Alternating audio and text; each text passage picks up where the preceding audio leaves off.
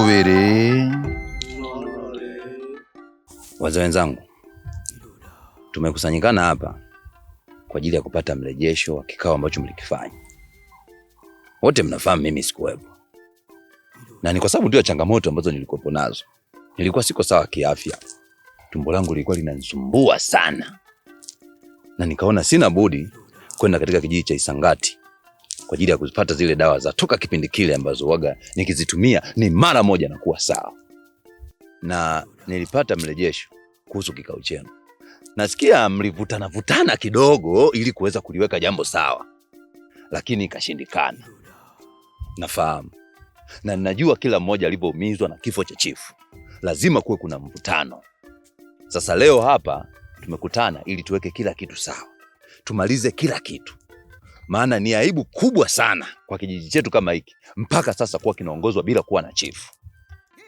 Kwa hiyo nitaomba leo tulimalize hili, alafu baada ya hapo kijiji chetu kiwe kina kiongozi, wana kijiji waweze kuongozwa. Sijui kama tunaelewana. Na kama mnavyofahamu, utaratibu ni kwamba baada ya siku 3 itakiwa tumtangaze chifu wa kijiji chetu.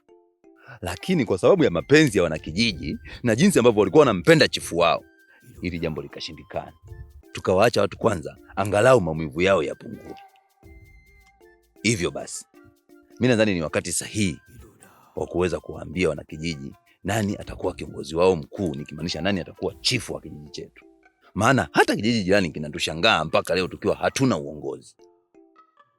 Hivyo basi, chifu wa kijiji chetu atakuwa ni Bantu.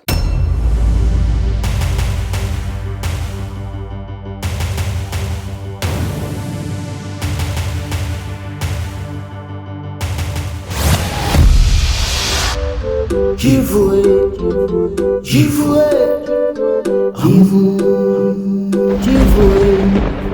chifu, chifu.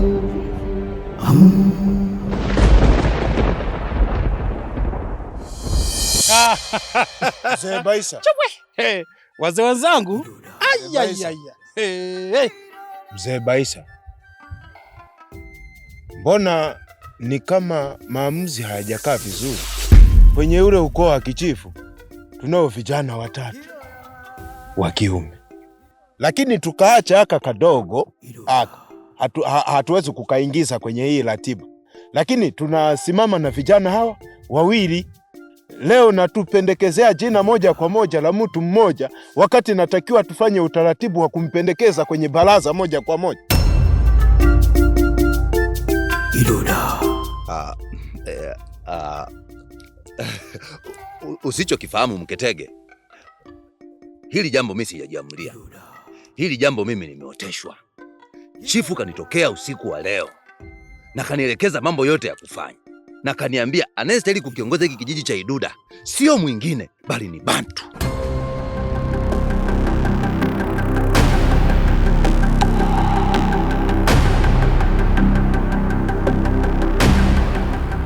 Na hakuna asiyefahamu kwamba Bantu ndo kijana mkubwa kwenye familia ya utawala wa kichifu. Wazee wenzangu, maono ya maamuzi yanatokea zaidi ya wazee 2 au 3. Je, kuna yoyote aliyepata maono haya? Mzee Amani. Hayo mambo ya zamani, Mzee Amani. Saizi sio lazima wote ndoto haina moja. Mimi ndo kiongozi wa baraza la wazee, na mimi ndo kiongozi wa wazee wote hapa. Mimi nikioteshwa inatosha, ndio maana wananitumia mimi ili nyinyi muweze kupata maono. Na mkae mkijua mbeba maono hafi, lazima yatimie. Mzee Amani, mimi nimeoteshwa kwamba Bantu ndo anatakiwa kuwa kiongozi wa hiki kijiji. Jamani, mimi sioni haja ya kuvutana sana. Mzee Baisa sio maamuzi yake, yeye kaoteshwa na chifu, na ndio maana leo hii amekuja kwenye kikao hiki na kuja kutuambia chifu atakuwa Bantu. Sioni kama kuna ubishi wote ambao utaendelea. Bas. Uko sahihi. Hau unasemaje mtabibu? Amambo gananjisha vandomwe tujimbaje. Sina chochote cha kuongea wakubwa. Wakubwa mmezungumuza. Basi hicho ndicho kitu kinachotakiwa kuendelea. Bas. Hata mganga Ndele amesema hana neno. Kwa hiyo naamini hiki kitu, kila kitu kimekaa sawa. Ninalo moja la ziada.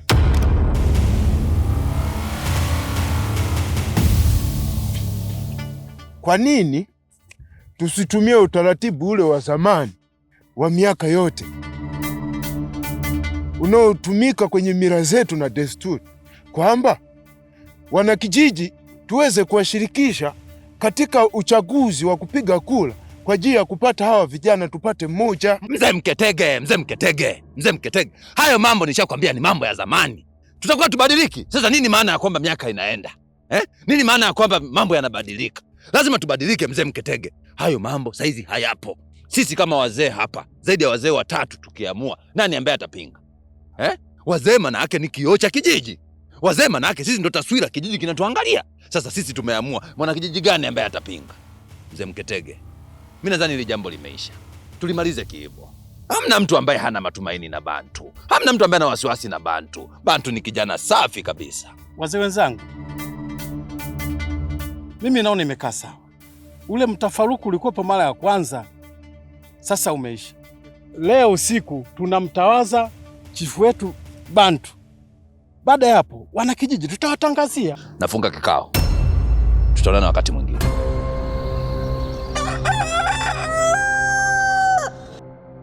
Mume wangu, kupitia hili inabidi tujipongeze.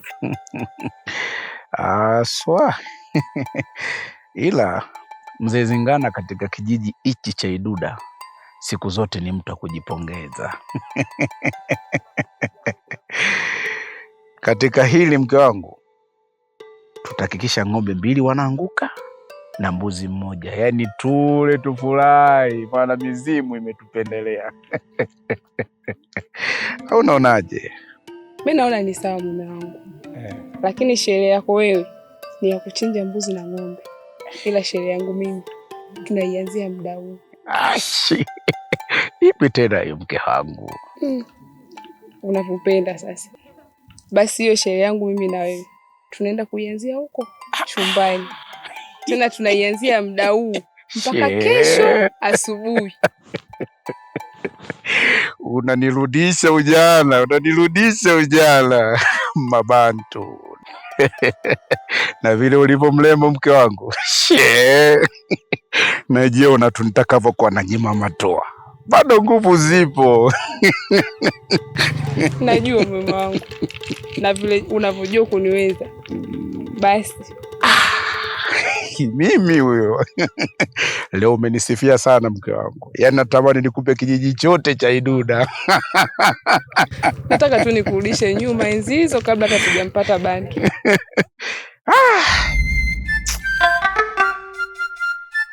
Iduda.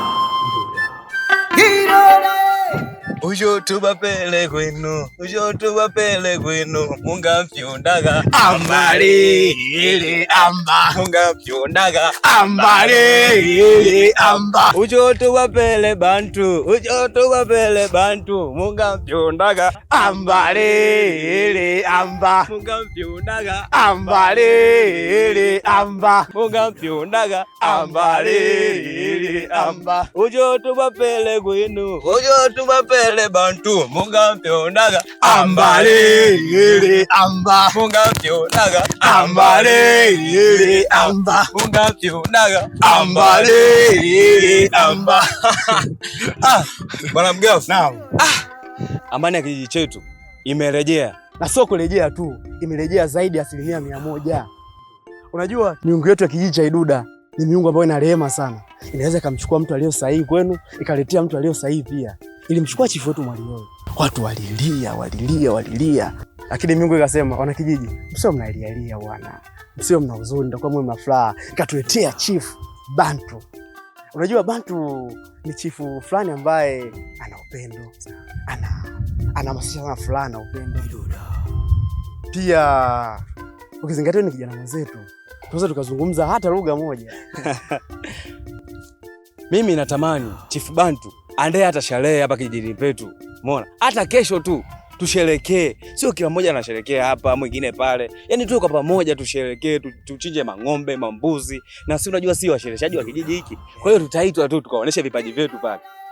Ni kweli unalozungumza, lakini kuhusu swala la sherehe kwa Bantu, hizo ni busara zake, labda tuseme ni maamuzi yake, labda tuweke sherehe na wanakijiji au kila mtu ndo awe kivyake vyake kama tulivyofanya. Lakini akifanya hivyo itakuwa ni vizuri zaidi. Basi tuendelee kuimba sisi. Ujo tubapele gweno, ujo tubapele gweno, munga mpiundaga ambale amba, munga mpiundaga ambale amba, munga mpiundaga ambale Hey, hey, hey, hey, hey. Hivi mzee Zingana, hivi naomba uniambie kitu kimoja. Unajua sisi wazee tusifichane. Hivi Bantu ni kijana wako kabisa wa kumzaa au kuna namna Bantu mliweza kuwa ndugu?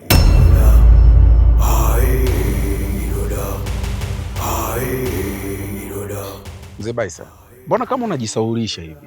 Mbona kama unajitoa fahamu? Bantu anazaliwa, we upo katika nyumba yangu. Leo hii unaniuliza tena kuhusiana na habari ya Bantu kwamba ni mwanangu? Mzee Zingana.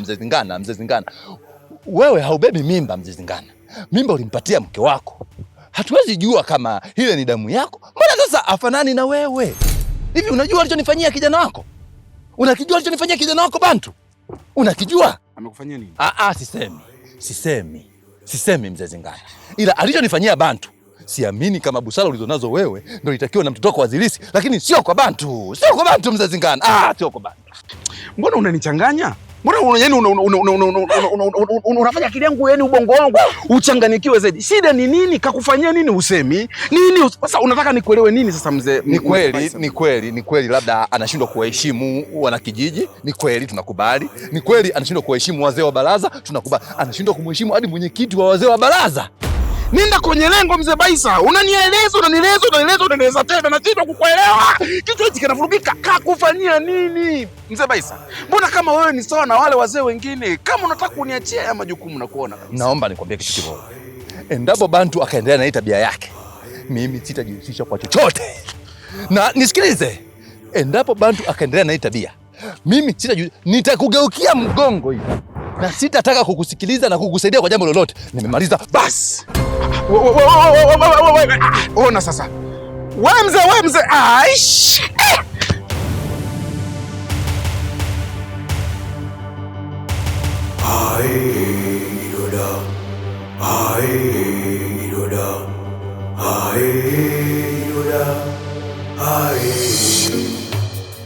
Kila zamani eti unakuta mtu amekusanya tu majani vitu vingi, afu anatufunga ndio unakuwa mfagio.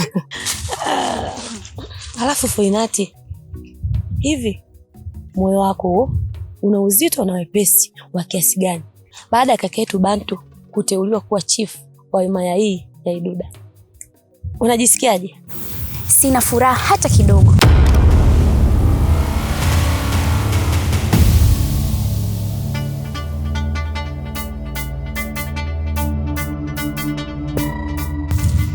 Kwa sababu Bantu hakustahili kuteuliwa kuwa chifu wa hiki kijiji. Hakustahili? Ni kwa nini unasema hakustahili? Ni kwa sababu. Sawa, ni kwa sababu. Na ndo nataka kujua hiyo sababu kwa nini hakustahili. Wakati mimi nilitegemea kwamba sisi ndio tungekuwa watu wa kwanza kufurahi kwa sababu alichokifanya kaka Bantu, anakwenda kutuheshimisha sisi familia yake, lakini pia atakwenda kuifurahisha hii Iduda. Dada, amini kwamba ni kwa sababu. Unajua mimi ninachoamini, kaka Bantu ni mtu bora, ni mtu jasiri, ni mtu shupavu, lakini pia ni mtu mahiri. Naamini anaweza kuongoza hii Iduda kama alivyoongoza Mwalimu Baba. Yaani kuhusu Bantu sina pingamizi naye. Na ndio maana hata mizimu imemchagua yeye. Ni kwa sababu anafaa na anastahili. Nikikuangalia sasa hivi kwenye hayo macho yako, yaani kuna vimambo, yaani kuna kitu wewe unanificha. Ni kwa nini unanificha? Dada, mimi nikufiche nini? Sina ninachokuficha. Lakini muda utaongea. Na baada ya muda kuongea, hapo ndo utakapojua kama mtazamo wako utakuwa sahihi, basi nitakupa tunu. Lakini pia kama mtazamo wako hautakuwa sahihi, nitakupa tunu pia. kwa kushindwa kulitambua hili mapema. Na hiyo Tunu, mambo uiandae kwa sababu mpaka hapa nishakushinda. Haya, acha niende kutengeneza mifagio mimi. Huku nikisubiria kakaangu Bantu atakapokiongoza hichi kijiji kama ambavyo alifanya marehemu baba. Natumaini kila mmoja hapa kijijini atafurahia uongozi wake na atapenda. Sijui utaweka wapi sura yako. Yaani narudia, aibu utaona wewe. kaka bwana. Sipendi.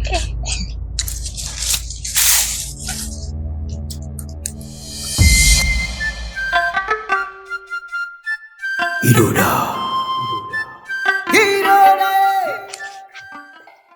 Jamani, hivi mnadhani huyu kiongozi aliyechaguliwa sasa hivi anaweza akatuongoza kama kiongozi aliyepita kweli? Ndio, anaweza akatuongoza vizuri. Tena anaweza akatuongoza vizuri zaidi kuliko hata kiongozi aliyopita.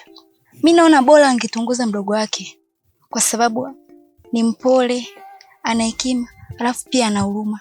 Nadhani ingekuwa bora zaidi. Onyema, usimtafsiri mtu hata siku moja kwa kumwangalia usoni. Waswahili wanasema asiyefaa kafaa. Kijiji chetu kinahitaji kiongozi shupavu na jasiri, anaweza kuongoza hichi kijiji vyema. Hata mimi ninaungana na wewe. Kwa nini humtaki kumwangalia kiongozi usoni? Halafu kiongozi Bantu anafaa kwa sababu ni jasiri na shupavu pia. Hata wazee wamekaa chini na kumteua yeye. Kwa nini sisi tunakaa hapa na kumjadili? Hebu tuondokeni. Idoda.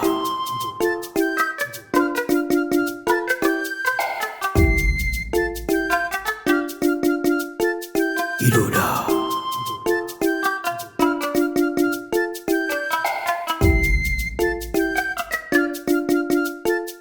Idoda. Guvili. Mustache. Nonole. Naona unafurahi sana. Hata mimi ninafurahi sana. Na sio peke yangu. Wanaimaya wote wa kijiji cha Iduda tunafurahi sana. Ni kweli bwana. Kila mmoja alikuwa na matamanio ya kupata uongozi bora. Sisi tunafuraha. Yaani wanaimaya wote tunafuraha kwa kumpata Chief Bantu. Unajua Bantu yalikuwa ni matamanio ya wanaimaya wote. Kwa sababu ukiangalia ni mstaarabu, ni mpole. Hata marehemu Chifu Mwaliojo huko aliko ana furaha kweli, itakuwa ana furaha, anafurahia uongozi bora. Mustache, mimi nafurahi, natamani nilie, nicheke kwa ajili ya furaha ya Chifu Bantu. Wewe unafurahi sana mpaka nitamania furaha yako. Lakini kuna kitu kimoja kimekosekana. Ili furaha iendelee kufana, itabidi tufanye kitu kimoja. Tuchume matunda hapa kijijini, tuchume mengi. Utoe kambuzi kako. Unajua una mbuzi wengi sana pale kwenye kaya yako. Utoe kambuzi kako kazuri zuri. Mimi nikachinje, nikaandae vizuri, tukoke moto ukachome. Mimi na wewe tunakuwa kikundi kimoja. Tunafanya hafla ndogo kwa ajili ya Bantu kuteuliwa kuwa chifu wa kijiji cha Iduda. Au unasemaje? We, mbuzi ninao, lakini mbuzi nimekabidhiwa na marehemu mababu zangu huko nyuma. Wale mbuzi wapo kwa ajili ya kutoa posa. Lakini kama uko tayari, hata wewe mimi nakutolea, nakupa mbuzi mmoja kwa ajili ya posa. Koma kidogo kidogo mpaka uzoee. Sifi leo. Ufi leo la changamoto utakiona. Yaani mimi nikaolewe na wewe mtu nusu wewe. Hivi uangalie kwamba hii rangi ina asili kijiji cha Iduda, yaani inaakisi miale yote. Mimi Luwende twiga nilienda hewani, mzuri wa kijiji cha Iduda, mrembo. Nikaolewe na wewe. Siwezi. Yaani hii rangi ndio unajivunia nayo na huu urefu unaouona. Yaani mimi siwezi nikaolewa na wewe nguruwe. Na hilo ndo tatizo la wanawake wabaya.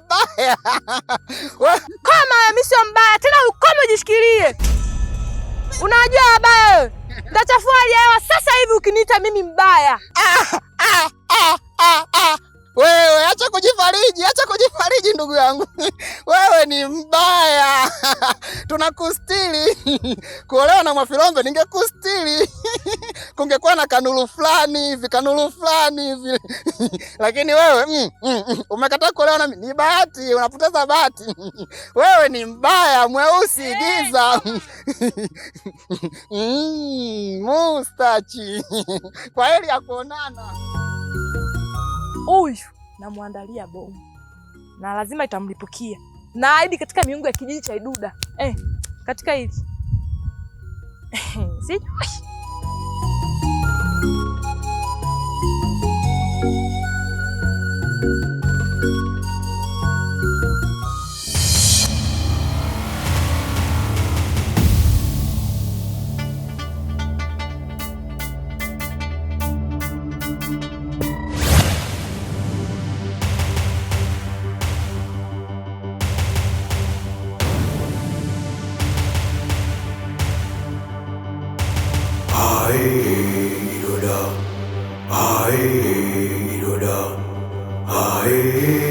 Iduda.